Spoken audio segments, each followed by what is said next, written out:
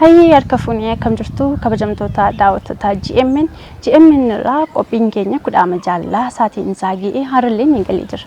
Maariin gaanus guyyaa abbootii sababeeffachuudhaan nama jabaa keessumaa jabaa tokko kan of gidduudhaa qabnu keessumaa keenya waliin muuxannoo hundannoo jaalala isaanii kan irraa qooddachaa turtii taasisnu ta'a. Aga xumura qophii keenyaatti nu faana turaa kan isiniin jettu Ansimanni Darajeeti. Turtiin keessan GMN waliin haa ta'u.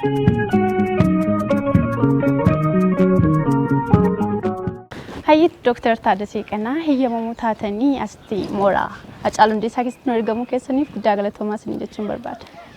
Galatoomaan illee afgaafii kana naa gochuudhaaf waan bakka kanatti argamtaniif galatoomaa isin jechuun barbaada. Hayyeessumaan baga guyyaa abbaa geessan isin jechuun barbaada. Mee daawwattoota keenyaaf maqaa keessan itti akka argamnu nuuf ibsaa. Baay'ee galatoomaa ani maqaan koo Taaddasaa Qanaa Amanteen jedhama.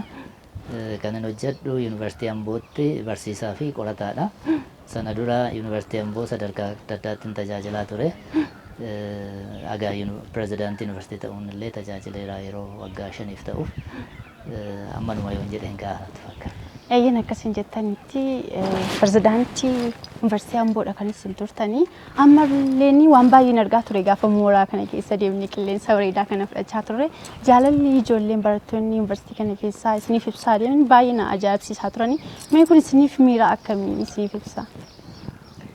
Egaa galatoomi baay'ee namni ofin beeku abbaa namatu nama biraatu nama beeka malee jedhama gurree ala jira jedhama. Kanaaf barattoota keenya gidduu gaafa deemnu miira isaan nu qaban gaafa arginu miira abbummaan nutti dhaga'ama. Gammachuun nutti dhaga'ama. Addunyaa kanarratti ilmoo kan keesi gammaddee arguu caala wanti si gammachiisu hin jiru. Waan ati hojjettetti saba gammadu na argitu.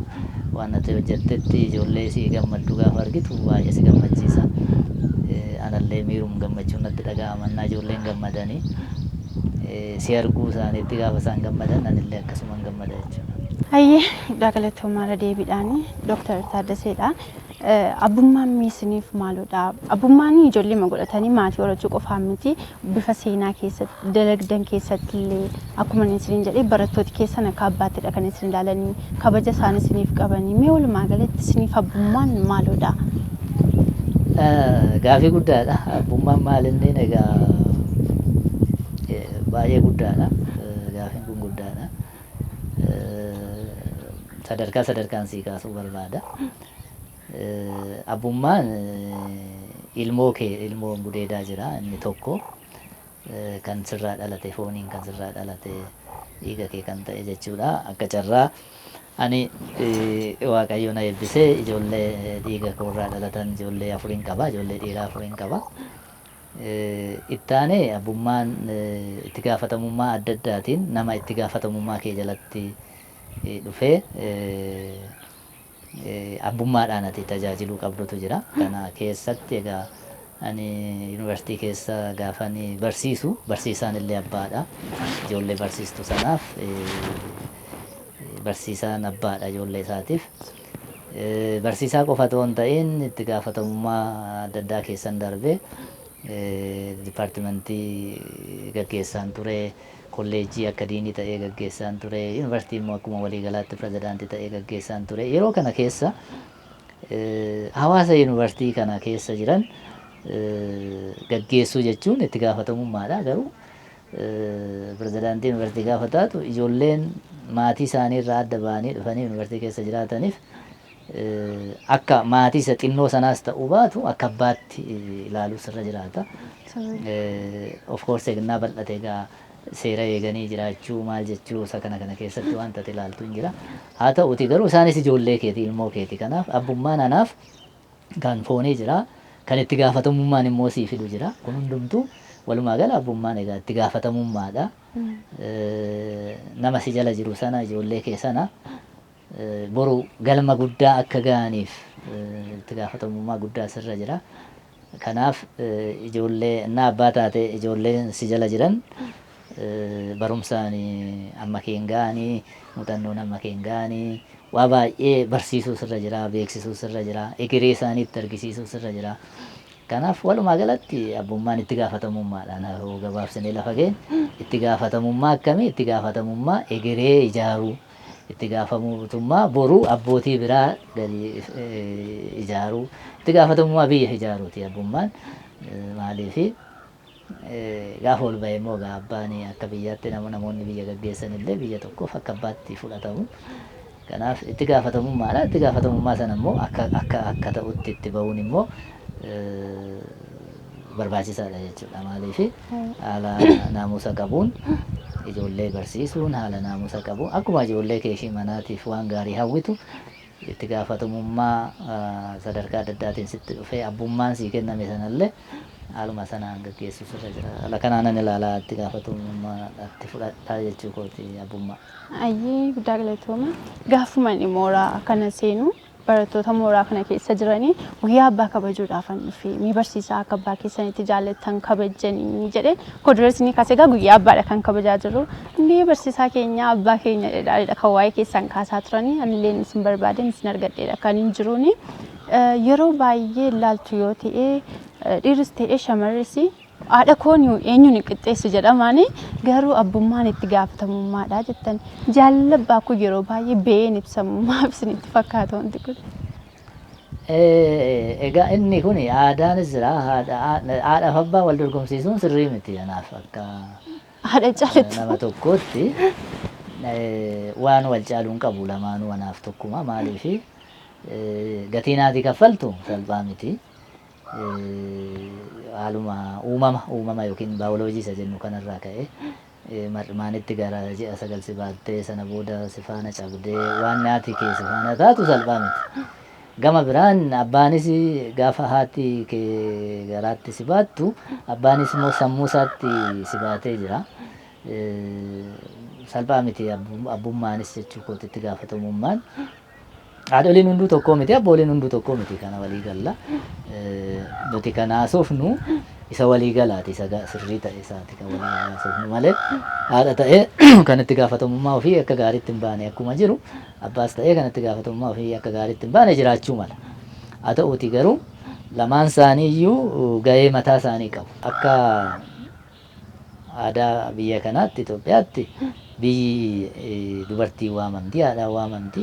Akka aadaa Oromootti dhufte immoo biyyi dhiiraa waamama abbaa waamama biyya abbaa kootii jetta. Lammuma keellee gaafa himattu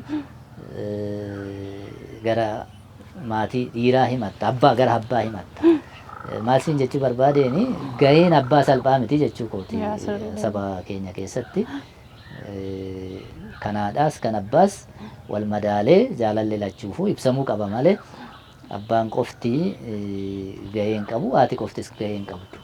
Lamaan isaanii iyyuu gahee wal madaaluu qabu jedheen fudhadhaani. Egaa akka barsiifata ta'e akkuma jette jaalallee haadhaa yeroo baay'ee ni ibsama. Isuma sila jennerraa kaas gatii ishiin kaffaltu gatii haati keenya nuu kaffaltu irraa kaaseeti.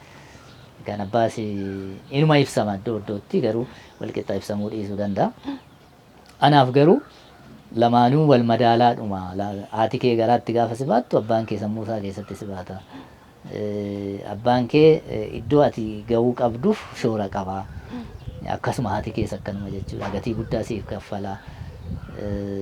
ilmoo isaatiif abbaan waan na gochuu danda'u hunda gochuudhaaf duubatti hin deebi'u. Waatillee akkanuma. Kanaaf haadha ofii kabajuun, abbaa ofii kabajuun akka amantaattis akka aadaa saba keenyaattis barbaachisaadha. Kun iddoo guddaa qaba jechuun barbaada. Jaalalli uummata keessan irraa argaa jirtan akkuma arraa sana dhaalata. Jaalalli hawaasni anaaf qabu jaalala ana nama Taaddasa jedhamuuf qabu miti. Jaalalli nuti fakkeenyaaf Hacaaluuf qabnu yookiin nama biraatiif qabnus jaalala nama foon nama sanaatiif qabnu miti. Kun waan nuti keessatti jaalannu hojii nama sanaati. Waan namni sun hojjete, seenaa namni sun hojjete jaalanna. Amma Oromoon hundi fakkeenyaaf Hacaaluun jaalata, Alii Birraan jaalata, namoota jaalannu baay'ee qabna, maqaa dhoofne ittiin baanu. Haa ta'uuti namoota sana kan jaalannu foon isaanii yookiin bifa isaanii yookiin waan ta'e isaanii miti. Hojii isaaniitiin isaan jaalanna. Hojii isaaniitiin laphee keenya keessa jiraatu. Darbaniillee aga egereetti dhalootatti jiraachaa jiraatu. Warri nuti maqaa isaanii qofa beeknu hedduutu jira miti. Maqaa isaanii qofa beekna. Garuu seenaan isaanii nu faana jira. Isaan kana hunda kan jaalannuuf maaliifi waan isaan beeknee isaan faana jiraannee fooniin isaan beeknee akkas miti. Garuu seenaan isaan hojjetan, hojiin isaan hojjetan waan jaalatamuufi kanaaf anis amma tokko ani kana maraa jedheelleen fudhadhu hawaasa biratti waan ati silaa argite ijoollee biratti barattoota biratti fudhatama amma tokko qabaachuu kan hin danda'eef akkana jedhee yaadutti tarii waan isaan gammachiisu hojjedhee ilaalaa jedhee fudhadha. Kanuma malee wanti biraa hin jiru jechaadha. Hojiidhaan immoo namni waan namni akka hawaasti bal'aan itti walii galuu danda'u tokko hojjechuu jechuudha. Hojii kana keessatti koo nama muraasa nama hunda gammachiista jechuu miti. Haa ta'uuti hawaasa bal'aa waan gammachiisuu danda'u tokko yoo hojjette hawaasa keessatti seenaan keessiin ka'a namnis jaalalaan si ilaaluuf fudhachuu danda'a jechuudha. Akkanumatti ilaalaa. Hayyee Dooktar egaa duruma irratti akkan kaasee qophiin koo sagantaa kudhaama jaalalaadha. Waa'ee jaalalaadha kan ilaallatu. Mee gabaabaa dhumachuun isin gaafadhe isiniif jaalalli maalidha? Hiikkaasaa waan gabaabsitan keessan qabdula. Egaa jaalalli bifa lamaan ibsama akkuma waanuman sila jedhee abbummaanis bifa lamaan ibsaman sin jedhee miti. Jaalallis akkanuma bifa lamaan ibsama anaaf. Jaalalli kan dhuunfaa keetii jira kan maatii kee ittiin godhattee maatiin jiraattu akkuma nama tokko anis haadha warraan jaaladhuun qabaa. Dur jaalallee koo turte ijoollummaatti akka keessan kana nutis ijoollummaa keessa dabarsinee bara yuunivarsiitii ture. Miira addaa keessa darbitaa yeroo jaalalli si qabu isa gaa'ii yaadatta. Mitiire inni jaalala tokko jaalala akka dhuunfaatti qabdudha.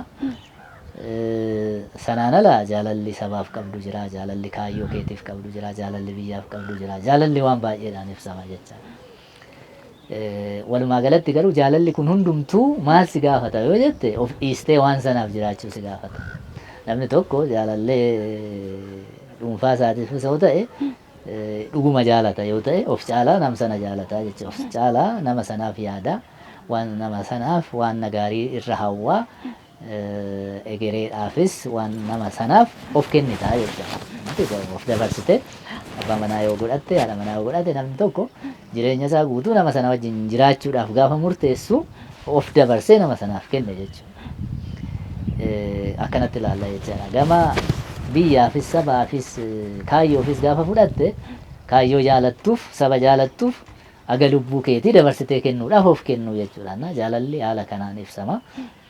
Anaaf akkasitti ibsama. Egaa yoo isa dhugaa ta'e yoo isa fakkeessaa ta'e immoo irrumarra keessa jettee opportunistis ta'uu dandeessa jechuudha. Bara irraa kana yoo ilaaltu ta'e dargaggeessis shamarreenis baay'eedha kan isaan fuudha sodaatanii yeroo dargaggeessa turtanitti miira akkasii isinitti hin dhaga'amaa isin maatii ijaarrachuun kun ijoollee horachuun isin yaaddessaa isin. Egaa kun ijoolleen ammaa maatii horachuudhaaf maaf sodaatu warri durii akkam ture inni jedhu xiqqoo qorannoo barbaada. Ani nama saayinsii waan ta'eef jeneraalaayizii godhee dubbachuun hin danda'amu. Ana biratti. Haa ta'uutii yaada kee irratti hundaa'ee garuu yaada kennuu nan danda'a. Ijoolleen ammaa tarii maaliif gaa'ila godhachuu sodaatu jennee yoo fudhanne waa baay'een ka'uu danda'a. Tokkoffaan ikoonomiidha. Ikoonomii gaafa jennu argitee gaafa gaa'ila uummatte ijoolleetu dhufa wajjiniin waan jaalattutu jira. Ijoollee maatiin tokko gaafa ijoollee godhate ijoollee isaanii immoo waan isaan barbaachisutu jira. Barachuutu isaan irra jira, nyaatanii buluutu irra jira. Ikoonomiidhaan wal qabate haalli ijoolleen hojii qabatanii maal jedhanii ikoonomiin egaa xiqqoo amma wal dorgommiin baay'eetu jira. Hojii dhabdummaan baay'eetu jira biyya keenya keessatti. Kanaan wal qabate aga tokko ijoolleen gaa'ila uummachuudhaaf gamni ikoonomii irratti dhiibbaa gochuu danda'a. Gama biraatiin dhiibbaa aadaa biyya alaas jira. Wanti hin haalamne tokko amma gaa'ila godhatanii ilmoo godhatanii jiraachuurraa yeroo bashannananii yeroo dargaggummaa ofii bashannanaan dabarsu waan akkasii kun aadaan biyya alaa jira. Kuni biyya keenya rakkoo biyya keenya qofa miti. Yoo Awurooppaa deemtan yoo Ameerikaa waan akkasii keessumattuu biyyoonni weesternii kuni gaa'ila godhachuun barbaadanii yooma godhatan illee ijoollee godhachuun barbaadanii kanaaf inni kun maalinni gara ofiin bashannaniin darbuu waan akkasii irratti xiyyeeffachuun jira. Dhiibbaan kunis jira jechuu kooti. So ijoolleen bara kanaa gaa'ila uummachuu irratti xinnoo hanqinni jira jettee kaasteef wantoonni kun sababii ta'uu danda'u. Haa ta'utii garuu immoo namoota bal'inaan gaa'ila uummachaa jiranis hin argina. Amma fakkeenyaaf yeroon kun yeroo gaa'ilaati. Naannoo Amboo kanatti cidha baay'ee argina. Maal argina ijoolleen dargaggoo wal fuudhan jiru. Kanaaf wanti sanarrallee ga'uun xinnoo rakkisaa siin jechuu kooti. Ammas namni numa gaa'ila godhata. Yeroo keenya xiqqoo gaa iwayya natti fakkaata. Haalli hojiis iwayyaa fakkeenyaaf yeroo ani yuunivarsiitii ba'utti namni yuunivarsiitii ba'ee hojii dhabuu baay'uma bal'aan turre. Ikoonomiidhaan wal qabate carraan hojiin jira. Suni jiraachuun immoo maatii godhachuudhaaf maatii godhattee ijoollee darbitee godhachuudhaaf kaka'umsa si uuma. Dhiibbaan aadaas tokko miti. Irruma ammuma teekinooloojiin guddachaa deemu dhiibbaan biyya alaa biyya biraa irratti uumu dabalaa deema waan ta'eef inni kunis jira. Egaa xiqqoo ishii baay'ee mallee danuu ta'u waan xiqqoo ishii garaagarummaan jiraachuu danda'a jedheen yaada siif kenna. Guddaa galatooma ergaan keessa dabarsitanii fi jirtuuni. Kanaaf isa kan biyya alaa kanarraa ergifattanii dhaabaa kanuma biyya keessanitti deebi'aa aadaa keessanitti ergaan keessanii guddaa galatoomaan illee dhugaa dubbachuudhaaf yeroo naaf laattanii guyyaa abbaa kana faana dabarsuu keessaniif dhugaa guddaan isin galateeffadha. Irra deebi'ee baga guyyaa abbootii keessanis niin jechuun barbaada. Sagantaa keenya egaa gara xumuraatti finnee jirra. Yaadii nafa jettanii fi ergaan dhaamuu barbaaddan yoo jiraate daqiiqaa lama isin kenna. Naa galatoomi dhumarratti waan ani jechuun barbaadu amma waa'ee dhiibbaa biyya alaa maal kaafne irra biyya keenyatti guyyaa haadhotii kabajuu guyyaa abbootii kabajuu wanti jedhu kun amma aadaa baramaa dhufedha. Kunumtuu duratti waan biyya keenyatti baramee miti. Amma akka Oromootti akka nama biyya kanaattis abbaadhum kabajuu jira malee guyyaa abbaa kabajuu ani hin beeku dhugaa dubbachuudha. Ammuma sirraa dhaga'e malee yoom akka ta'es hin beeku. Kanaaf ani dhaamsina ni dabarsu guyyaa haadholii guyyaa abboolii kabajuurra haadholiidhuma abbooliidhuma keenya yoo kabanye akkuma aadaa keenya duriitti yoo isaan hin kabanye irra nu baasaa jechuun guyyaas kabajuun homaa rakkoo hin qabu. Garuu kan rakkoo ta'u yoomi rakkoo kan ta'u guyyaa isaa kabajaa gama biraan abbaa jechuun isa irraa dhalanne qofaa miti. Maanguddoon tokko abbaadha. Haadha jechuun haadha irraa dhalanne qofa miti. Dubartiin dadhabduun tokko karaa irra too deemtu too argitu ishii amma humna keetii gargaaruu too dandeessu toon gargaariin bira darbaa achi feesbuuk irra yookiin immoo tiiktook irra dhannee guyyaa haadhaati irra jennee yoo kabanye hin bareedunni. Kanaaf guyyaa haadholii gaafa kabajnu guyyaa abboolii gaafa kabajnu haadholii keenyas abboolii keenyas waliin kabajaa haa ta'u waan jedhu dhaamsa dabarsuu barbaada. Atis immoo daandii dheeraa kana dabartee dhuftee guyyaa kanaas kabajuudhaaf afgaaffii kana waan naa gooteef galatoomii miidiyaan keessanis haa galatoomu ulfaadhaa isiniin jechuun barbaada.